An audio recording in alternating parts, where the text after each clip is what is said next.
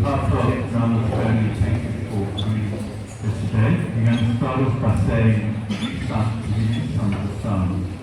I'm going to start with what's called the Aleph, the very first one. Asher Avish Yosher Ba'alach Barsat Yosharim Obaderet Chaten V'Amar U'Moshav V'Ekino Yashar Yivetorat Adonai Kepto V'Torat Lo Yehekeh Yomam V'Layla V'Haya Ke'et Shatulot V'Gemayim Asher Yilo Yitem V'Ito V'Alehu Lo Yivol V'Chol Asher Ya'aseh Yatzliach Lo Chen Roshaim Kimtomato Shetikinu Ruach Al Kemerkum Sham Mishal Chataim V'Dat Tzadikim כי יודע אדוני דרך צדיקים ודרך רשעים תאבד.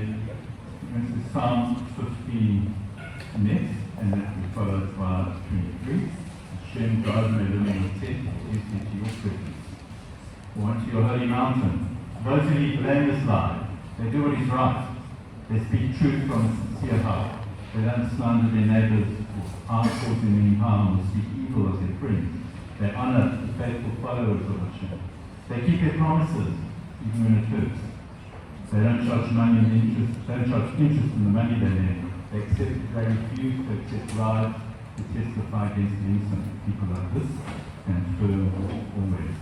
מזמור לדוד, אדוני יעקב אוהליך, מישכון על קודשך, הולך חנין בצדק ובאמת בלבבו, לא רגל בלשונו, לא עשה רעהו רע, וחפר לא נשא על קרובו. יגזה בעיניו נמאס לפרעי אדוני יכבד, משפל הרב לא ימיר, כספו לדתה ונשק, ושוחט אנשים לא לקח, עושה אלה לא ימות לעולם. And we always do Psalm 23, one of the most heartrending of the Psalms of King David. But well known probably as well. The Lord is my shepherd. I have everything that I need. He lets me rest in green meadows and leads me beside peaceful streams. He renews my strength and He gives me strength and the ability to go on to the right path, bringing honor to His name. So even if I walk through that dark valley of the shadow of death, I will not be afraid, for You're beside me. Shepherd's staff gives me comfort. He prepared a table for me in front of my enemies. You anoint my head with oil, and my cup overflows with blessings. And so surely only goodness, Your goodness, and Your kindness, and Your compassion will pursue me all the days of my life. And I will live in the house of the Lord forever. מזמור לדוד, אדוני אלוהי לא אמצא, כי נוטש יריצני, עמנו רוחות ונהלני. נפשי ילכנו נגד צדק למען שמו, גם כגיא צמדת. לא יראה, יצא ממני, שבטך ומשענתך, המה ינחמוני, ברוך בפני שולחן נגד צרורי, ישנת והשם ראשי כפי רוויה, טוב החסד ידופוני כל ימי חיי, ושבתי בבית אדוני, עורך ימים.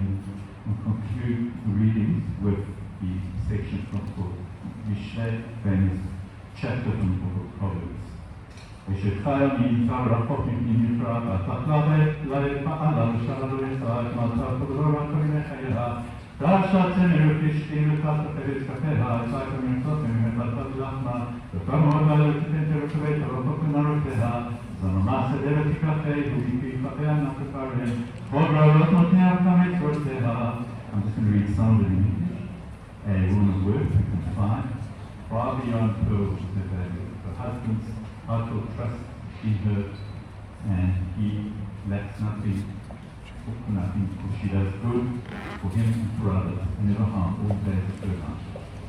ככה תעשה ואני משלדת שלך לעליון, לא תראה לבית המשלית וחובתה ובשנים, מר ואני אותך לשש וגמד ובושן, ולשריבה ולשפים ציפי ארץ, סדין אתה ותמכו אותך ואומנת ולכנני, עוז לך לבושה ותצחק יום האחרון, תהיה אחת חוכמה ורפסת על לשונה, סופיה לכפיך ולחם עצמוס לא תאכל.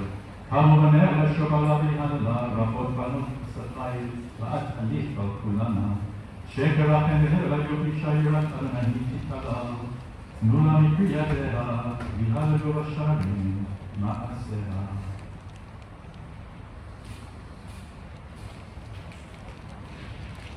The controversial and charismatic 20th century Indian guru and mystic, Osho, also known as Rajneesh, was probably well known to Melma.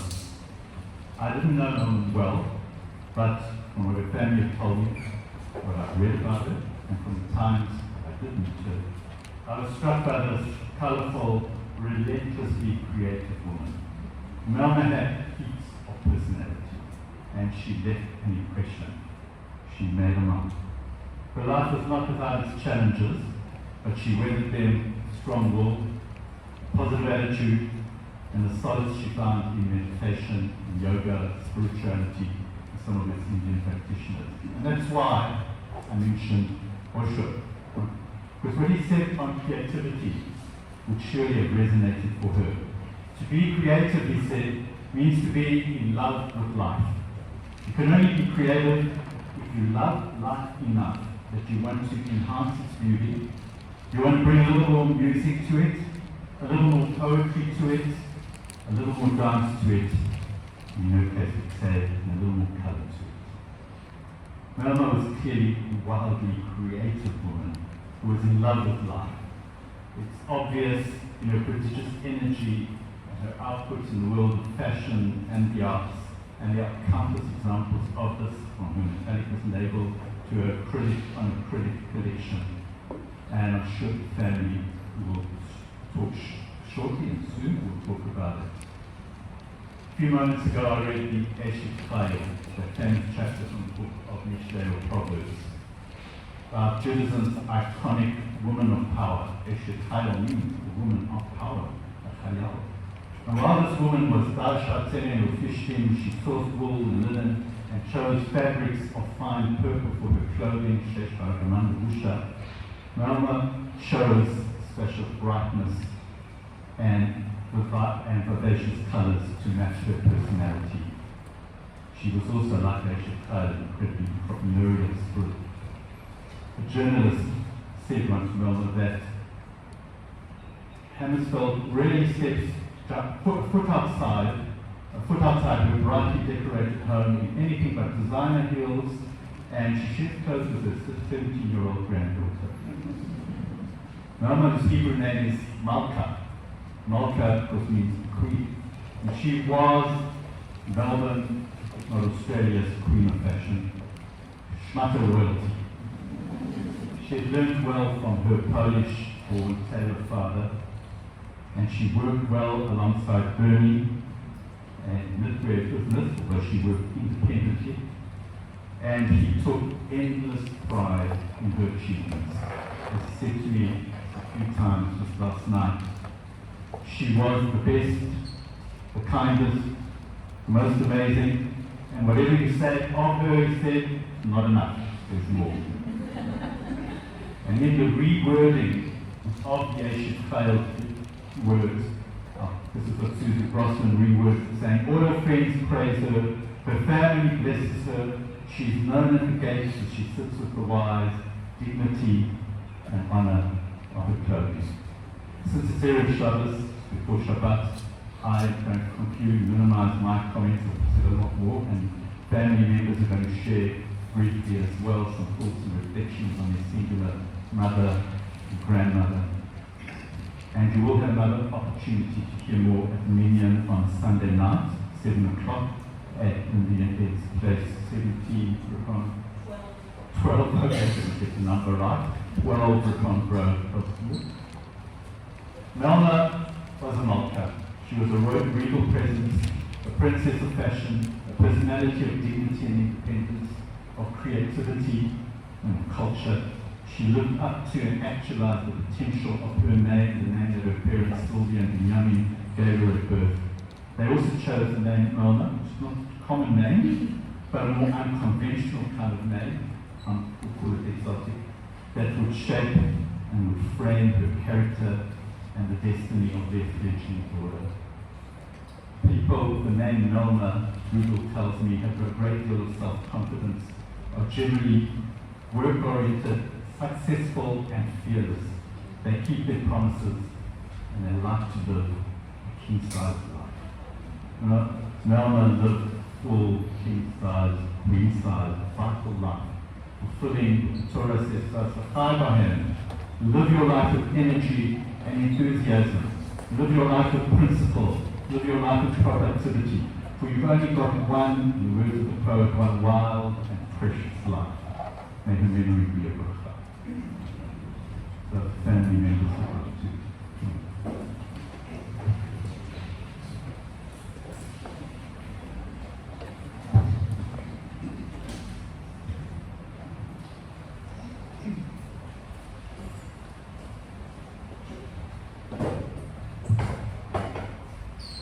Thank you, Rabbi Andy.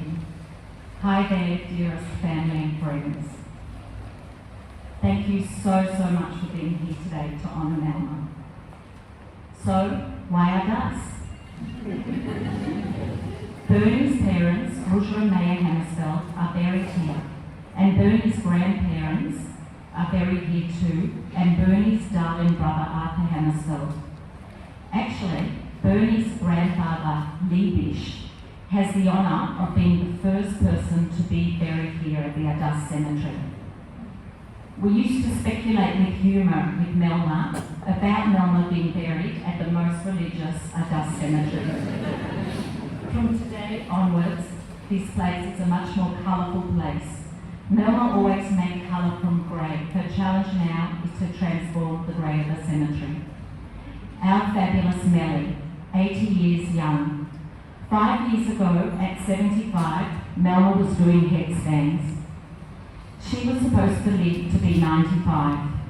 If not for the random, unexplained MND, she was going to live a long, healthy life. She was walking 10K on holidays and doing daily yoga before the disease came out of nowhere. She considered herself in the bright-coloured autumn of her life. She was starting businesses, mentoring, doing art commissions. Melly, Mummy, Nana, Melma, your family are all here today crying with love for you. Your one lifetime love, Bernie. Your sister, who supported and admired you all her life. Eddie and I, with our kids and partners, Ellie and Dean, Rachel and Jeremy, Benji and Cara, Ruffer and Ellie, Josh and Romy, and Brian and Nat, with Chloe, Amber, Zach and Ben, and Justin, who's always in our hearts. And Leonard and Tanya's family, with Asher, Goldie and Noah. And at home, your great-grandsons, Leo and Joey Steinberg, and Abe and Solly Goldman. Though she was sick with MND for the past 5 years, until even yesterday, she was so beautiful. She used all her mindful tools, learned over many years to do the best she could. Even with full-blown MND, she was still doing daily exercises and stretches, still insisting all her food be clean, healthy and delicious. And she had disciplines in place. She would not watch TV during the day, rather listen to audiobooks and mindful podcasts. And she and Bernie watched the GIF film every night. They were seriously on our panel over the past years feeding back. This was a passion for her. And she looked magnificent up until yesterday, in vibrant coloured, relaxed clothing with the latest runners that everyone wanted to emulate. We are fortunate she could stay at home among all the magnificent colour of her apartment. The bright paintings, some by her, and the Palais and St Kilda Beach out the window. It was not easy to stay at home. There are 3 main reasons we could keep her at home. One is Bernie. He is the most devoted, loving man and husband. He sat by her side every day, all day mostly, and lay by her side every night, waking many times a night to deal with stuff. I don't think Bernie ever imagined his Melma, his buggle, as he affectionately referred to her, would pass away before him. Another reason we could stay at home was because of our carers. They looked after Melma like family. She really liked their company. Thank you, Precious, JC, Lester, Anne, Lucy, Elizabeth, Joseph, Leah, Yvonne, Lena, Mark, Irene, Riza, Sammy, Cyril, Leo, Lai, Nikki, Isabel, Julia, Gloria, May, Althea, Mimi, Regina, Princess and Lydia. It took an army of angels. The current A18 is here today. We love them. They said to me that Melma was the most driven, energetic person exercising all day. When she could barely speak, she could still manage to tell the she loved them, and they laughed together with Mel a lot, especially affectionately at Bernie. She was always worrying about the carers' problems. And the other reason that Melma could keep staying at home was her yoga and exercise gurus, still stretching Melma when movement was minimal, encouraging her, making her feel good, and I believe they increased Melma's lifespan. Deborah Kiven, Lillian Rodan, Harley, Ryan, and others. Melma also had assisted dying in place. Though she died before, she was intending to implement this in the very near future. We are so grateful to that assisted dying exists in Australia. It meant so much to Melma just that she knew that the option was there. And we are grateful to her main doctors, Dr. Farron, Nick Carr, Sarah Lee and the Calvary team, and our doctor friends as well. And Mel's very best girlfriends are part of the team too. They were her best medicine. Thank you for the recent years, and thank you for a lifetime of being fabulous friends. And the ever-present Bagheed, the gift in our lives, and Valiant Vito, who gave Melma so much, and Joan, who imparted deep wisdom to Melma. I hope Brian, Leonard and I've only said that we were loving children to Melma. I'm sure we weren't perfect. We can be a bit hopeless and distracted, but overall, we may have inherited that from Melma, but I know we did pretty good. In respect to Melma using all her learned tools in life, Melma never let us feel guilty while she was sick. Her mindful message to us was always, enjoy your lives, this is my journey. Every day was a pleasure to spend time with Melma. She was always laughing and smiling. She could tell in the better days us the funniest complex story, and we would be gasping for air, laughing our heads off. Her the funniest and loudest of us all. Everyone is writing to us, and today, me and my brothers and Bernie, and the adjectives that come again and again are dynamic, trailblazer, first modern woman of her generation, woman who spoke her mind, dressed to kill. She brought her trips to Europe back to suburban Melbourne.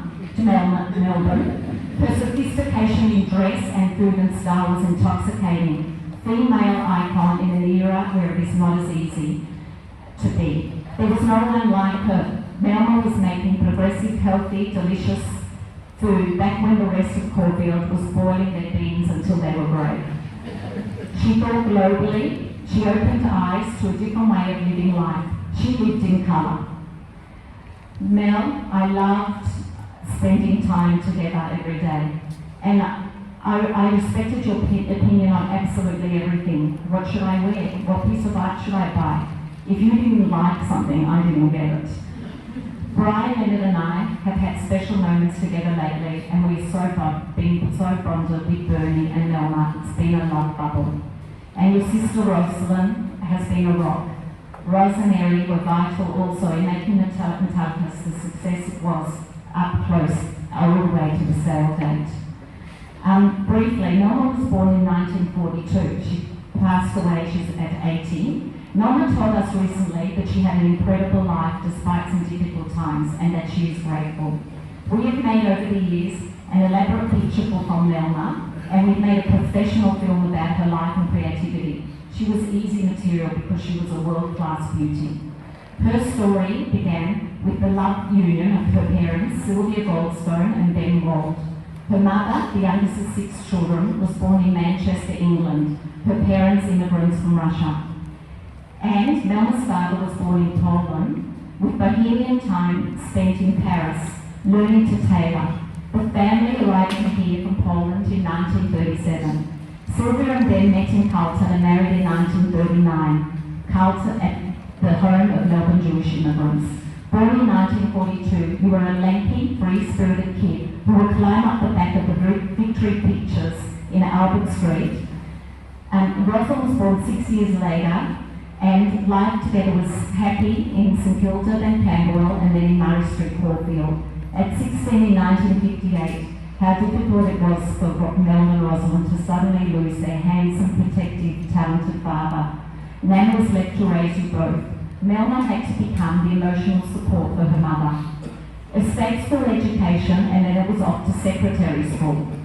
We wonder how it is that you didn't even finish state school and yet you were so intelligent. A champ at Scrabble, always reading. No one, not even Melma back then, as a secretary, had discovered what talent lay inside. How fortunate to be at the dance that night at 18 years of age, while the other girls ran to powder their noses. Mel wasted no time in catching Bernie's attention. What a magnificent looking couple.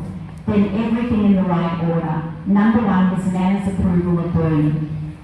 Then the marriage, then the honeymoon in Torquay, then the home in Stone Street, South Caulfield, and then the three accidents, Lindy, Brian and Leonard. In the late 60s, your creative hunger began to knock. Metallica's Enterprises was born with a studded belt made at home.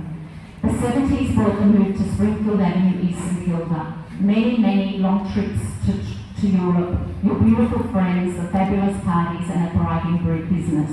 You grew your family on meat and free veggie back then and on unconditional love. Unaware, you taught your family about the balance of family and personal success.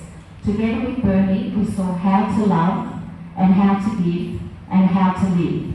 Your family, Melma, has flourished with weddings and grandchildren and great-grandchildren. All of us looking to Melma for style, healthy food, great clothes and endless inspiration.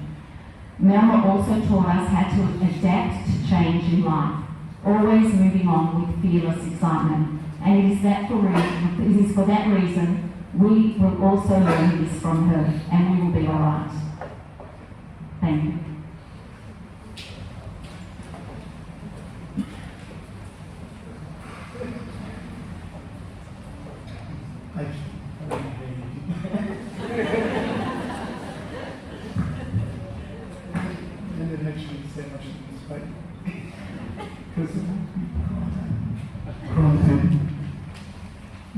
Melma. Nobody ever said Melma who. It was just Melma or Millie. She went by the one name. Hammersfeld had no spark to it.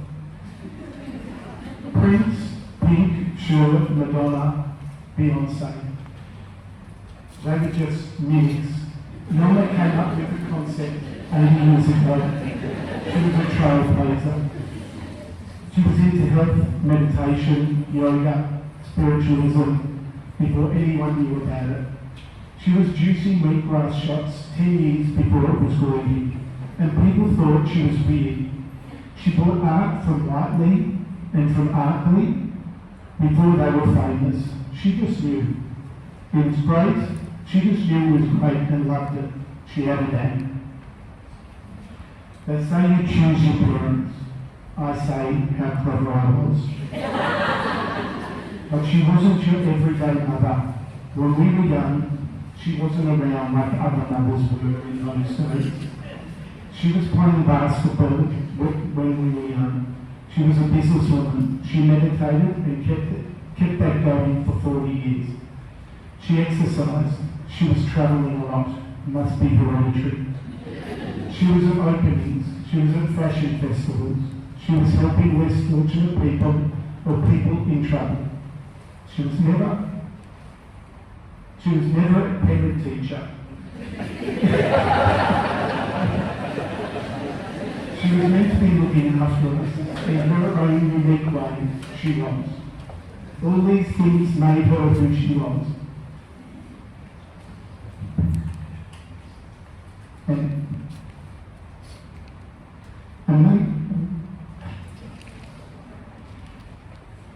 made us right for the even more. We're so proud of her. As ours.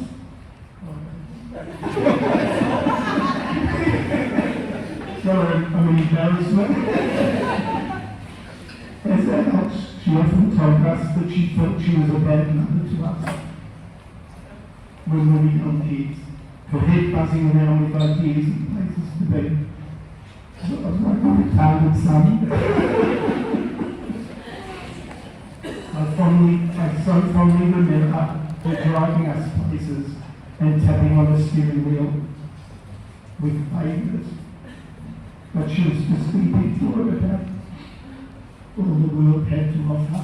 She felt she neglected us and felt guilty. Little did she know that by not over-mothering us, she taught us to be stronger and weak. Independent and street smart. She taught us creativity, generosity, flair, business, but not in a boring way. For Melma, it was never about money, it was about a fair deal. Don't be greedy. Melma was giving and caring. Melma was always positive, everything was great. Even when she went to the worst event or a wedding, she'd come home and say, "It was fabulous." She means it. It's just the way she was. She was the youngest, groovyiest mum ever. People would say, she's your mum. People would say, she's your mum. She's your mum. Let's do that again. She's your mum. Can't be. She's too young, too groovy. Just last week, my girls were at Melma's house. She gave them both a few of her dresses. Now you tell me what granddaughter would be seeing your grandmother's daggy dress, usually smelling like mothballs. Amber wore one of the dresses to a party, and a friend said, "Oh my God, your dress is amazing." She said proudly, "My grandmothers, Chloe and Zach and Ben, along with all the other grandkids, were proud of their Melma." It's been hard watching Melma over the past years, knowing how much life she still had in her. She always seemed invincible until this cruel disease took a hold of her. In the early days, Melma didn't want to mention the disease, telling people she had a sore leg, for as long as she could get away with it. She wanted to protect her home, and it might be something else. My mother fought like a champion. Till the end, like everything she ever did, it was with vigour and a little bit of help from her positive affirmations written on little yellow sticky paper all around the house, so that whenever she saw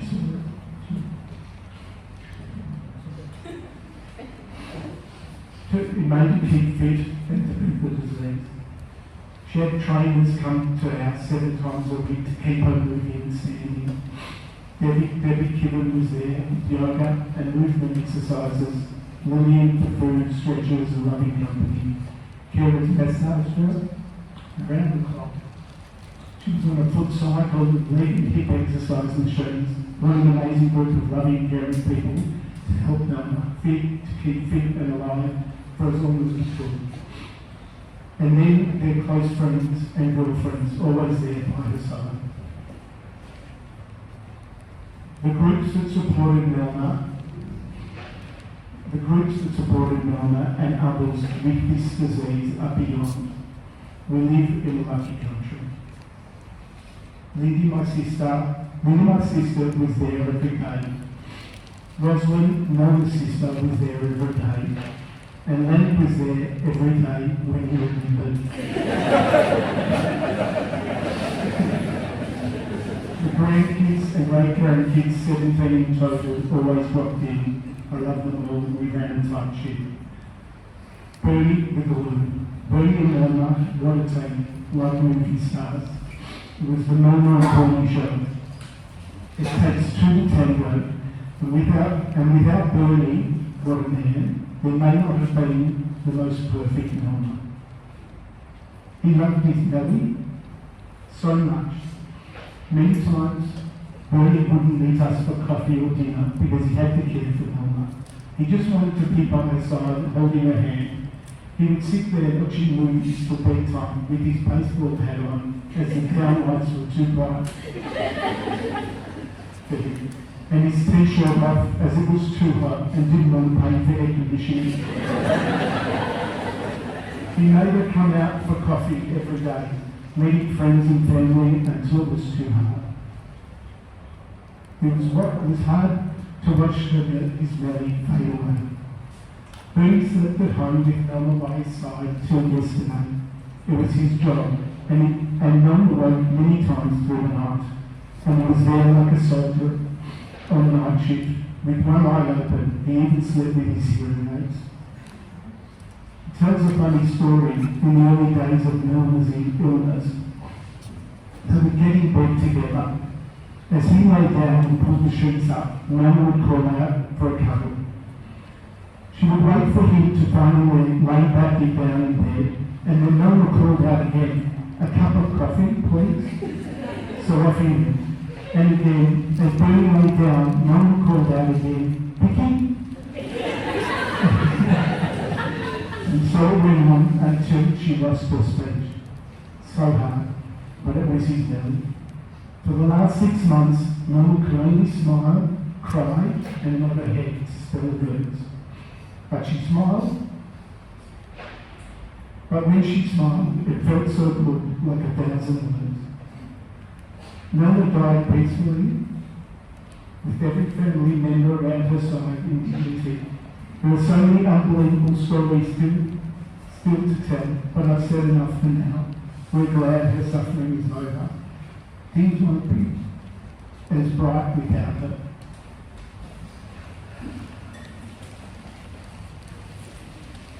We celebrated Melma's 80th recently, and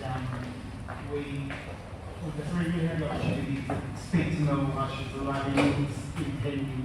And we all broke up the speeches to Melma, and my speech was Melma created, and so this is what I said to her. It's a little version of what I said. So what I said to her. So I said, like, mummy, creativity is really what defines you, and through that, I think it's defined a lot of us, your constant pursuit for creativity, innovation, and just make you and us, I think, everything we are. I remember coming back from Milan, and you wanted to speak to me through this shitty disease. It was really hard, and I'm bending over, and she's bending over, and she's trying, what do you want to tell me? You love me? She wanted to know the colour of spring, summer. I'm not joking. So, and for her, like, she could never understand thank God it's Friday. For her, it was thank God it's Monday. She wanted to get to work. She was so happy that she was creating and doing amazing stuff. She just couldn't, like, Friday wasn't her thing. And we spoke about her challenging upbringing. You imagine, like, she got pulled out of school early, her father died early, Lily mentioned it, and went to secretary school. Can you imagine Melma at secretary school? But somehow, from secretary school and all this stuff, she worked out how to be the most amazing, vibrant, creative, iconic woman. I remember going a lot of trips for us. We thought we were going on kids' holidays. They were buying trips. And so we'd be in London and Paris, and we'd go to stores like the World's End, Vivienne Westwood, and like Malcolm McLaren, and then we'd go to Hyper, all these things. Hyper was a store of all the designers, they're all famous now, but back then, they were unknowns. And she would take us in these stores and teach us about colour and trend and what was going on. And in that short time, she already was looking great in a new outfit. We were all dressed. She had samples from Metallicas. And Bernie hadn't had time to work out how much this was costing.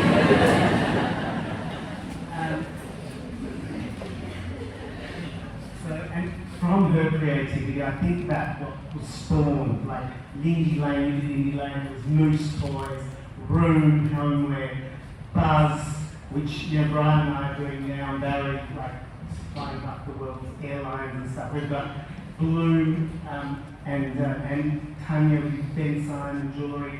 I sort of think the one common denominator was Melma. She sort of taught us how to be creative, how to be entrepreneurial, and get things done. We learned a lot of it because, as Lindy and Brian said, she started her shop in our house. We grew up literally in our house with her, with people coming in and out. Monday, there was Vogue air freighter from Italy. She'd be ripping out the articles, beads, things being made. By Tuesday, Nana Sylvia was there. They were making the samples, and by Wednesday she was at Portman's in Sportsville selling. She was fast and she was fabulous, and we learned from that. And that was like, you know, I still carry that on into business. And finally, I guess she taught a lot about how to be a female role model in our family. All the women in our family, they're all our leaders, both in work and life and everything, and we're so proud of it. She, like, and as Libby said, in the 60s and 70s, really, like, she had, you know, to become like, start her own business, do it all herself. She just, you know, she was doing like fast fashion before Zara. Trailblazing, inspiring, iconic, yoga, food, health, work-life balance. She introduced us all to that. If you want to look at the playbook, I know a lot of the women here, a lot of spoken to me were very inspired by Melma as a modern, incredible, interesting, creative woman. And as I said to my mum, you know, you were not the normal balabusta by any stretch of the imagination, but you were a modern interpretation of the most loving, incredible mother we could ask for, and we love you, Mummy.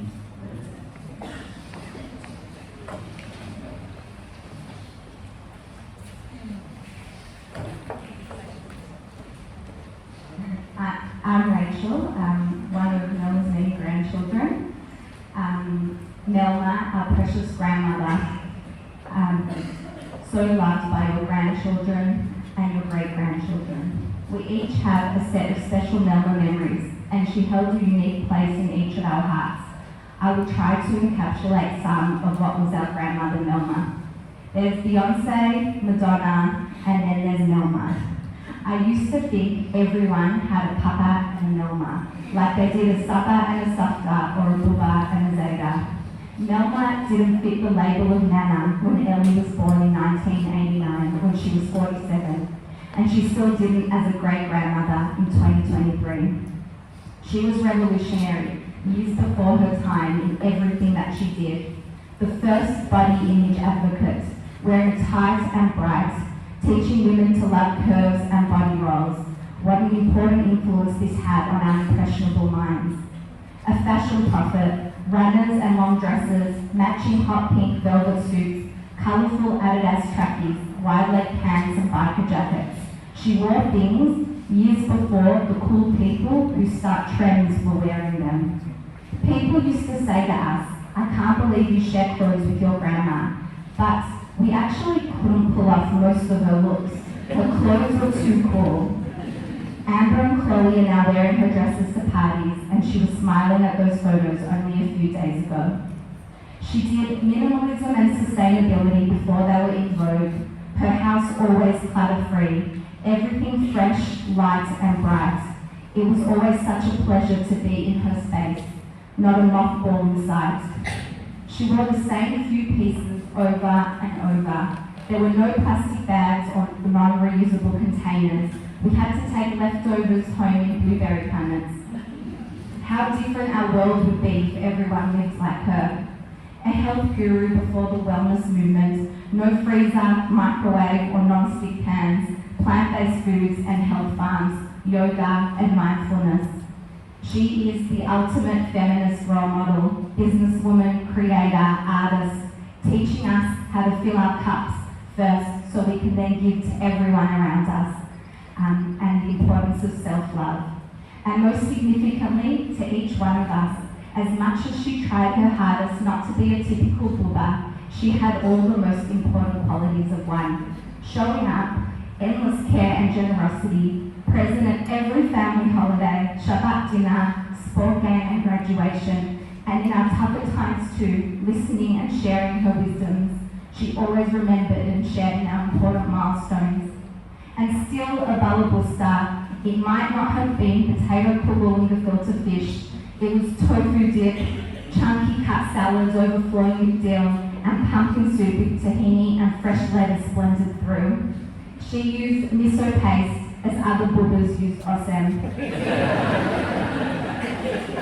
We have all had the experience of holidaying with Melma, where she shared with us the joy of travel, including the ultimate dream trip with the whole Papa Loves Mambo crew. Every sight and new adventure was fabulous, exploring on foot from morning to night. She would have 5 items and some metallic pieces thrown into a shared suitcase with Papa, and yet she looked immaculate every day.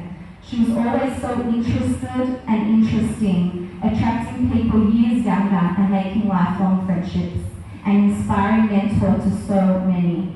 Back home from travels, she still had a holiday mindset, long walks to coffee, an apartment on the St Kilda Esplanade, her face turned towards the sun like a sunflower, soaking up vitality and energy.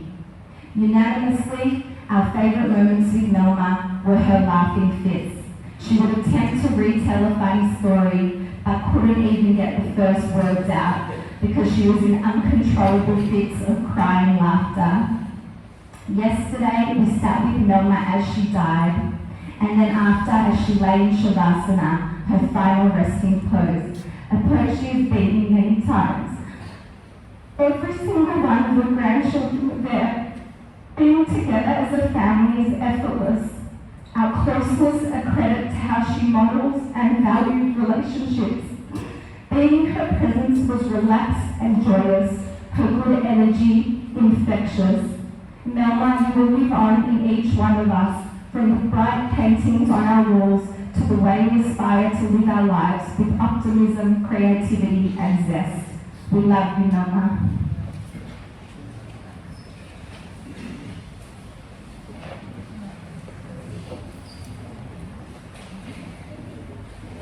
To conclude, time here for people moving to the grave site, the same way particularly, and as we go start to study from my legs, even more impressed. Shilamano Tisana, Anya voice, you may manna to Shamai Barit, Alitena Motoka, Shumrefa, Ideno Yanovation Shumay, Israel, Shumrefa, Nakia, Dinefa, Ramama Shumrefa, Yarefa, Adonai Yishmor Hamikora Yishmor Hashefa, Adonai Yishmor Tetovecha, Me'ata ve'ad olam.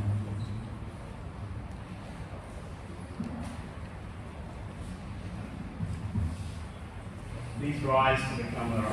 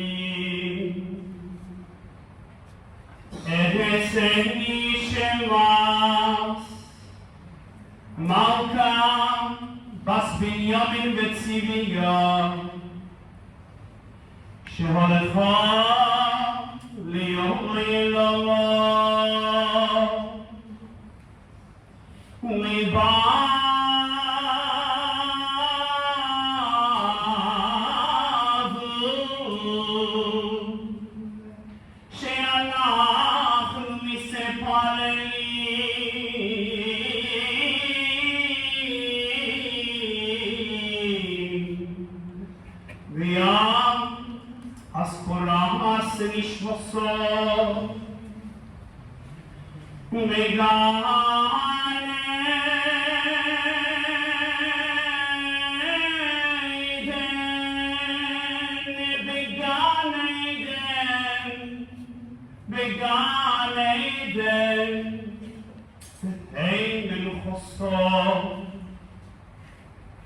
Lochim bal rachamim, yastirel b'seser kenofor li'olamim.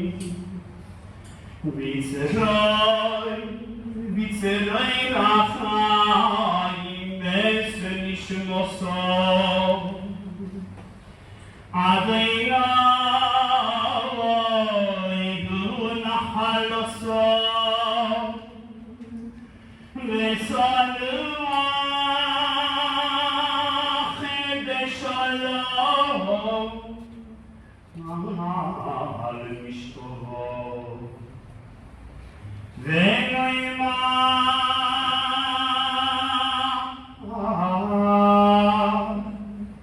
Amen.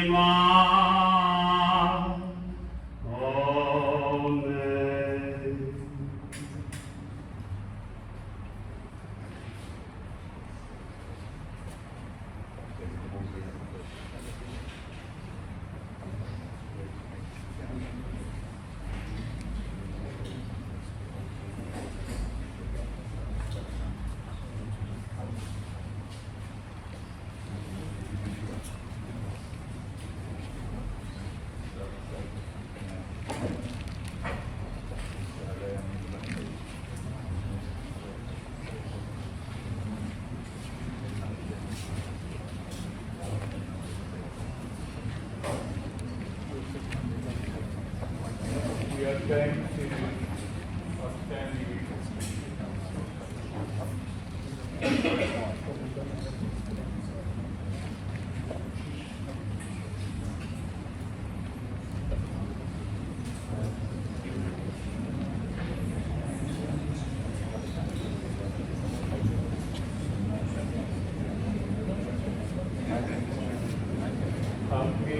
We are going to go out to Mr. Last family. We're going to go out to the family. We're going to go out first. Follow us.